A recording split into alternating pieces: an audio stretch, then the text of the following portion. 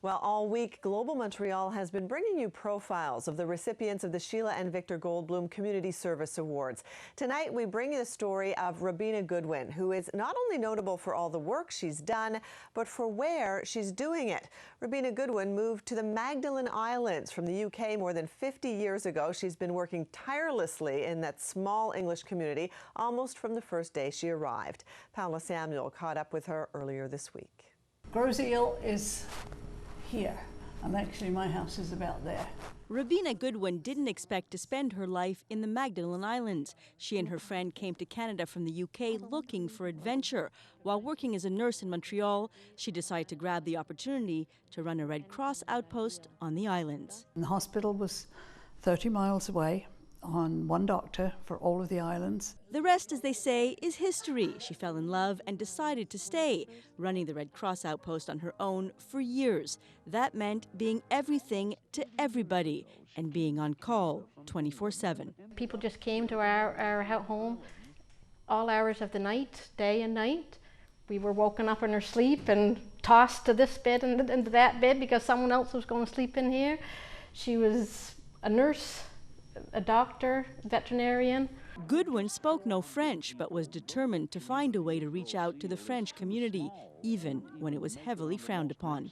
The priests used to preach against French teenagers, whatever, having English friends. And my mother-in-law, for instance, you don't let her speak French, go out with a Frenchman, you. That was very, very prevalent. With her unprecedented access to the two communities and her unrelenting determination to help anyone in need, she began unknowingly building bridges. That bond that she had, that she already made, brought the two communities together. So it didn't matter if you spoke French or English, you helped each other out and you lived life like that. You was able to preserve the friendship. And if working non-stop in the medical profession wasn't enough, Goodwin saw the need to protect and promote the English culture on the islands and founded the Council for Anglophone Magdalen Islanders, an organization mandated to protecting and preserving the English-speaking community. Well, people don't know. They come on the boat in the summer times, they're tourists, and they go back again half the time not knowing that there was an English community. And so to make sure tourists got the whole picture of the archipelago, Robina and a group of volunteers decided to build a museum. They took over an old schoolhouse and got to work.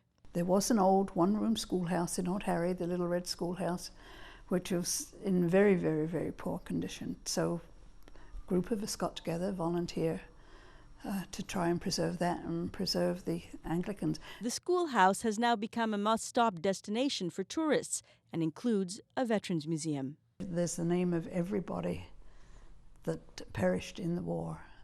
Madalinos, French and English, and that was another thing that brought us together. Bringing people together, it's what Robina Goodwin has been doing since the day she landed. Paula Samuel, Global News, Montreal.